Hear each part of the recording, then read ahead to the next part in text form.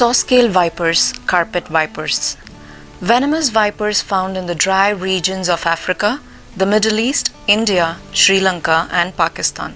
A nocturnal snake. They have a characteristic threat display, rubbing section of their body together to produce a sizzling warning sound.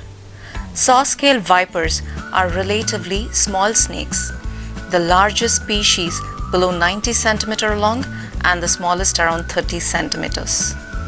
The head is relatively small and is short, wide, pear-shaped and distinct from the neck. The snout is short and rounded, while the eyes are relatively large and the body is moderately slender and cylindrical. The dorsal scales are mostly keeled. The scales on the lower flanks stick out at a distinct 45-degree angle and have a central ridge or keel that is serrated.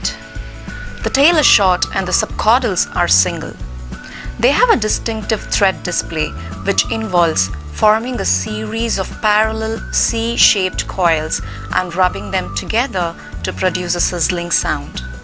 The proper term for this is stridulation. As they become more agitated, the stridulating behavior becomes faster and louder. The display is thought to have evolved as a means of limiting water loss, which occurs when hissing. These snakes can be fierce and will strike from the position. When doing so, they may overbalance and end up moving towards their aggressor. Most of these species have venom that contains factors that can cause a consumption coagulopathy and defibrillation, which may persist for days to weeks.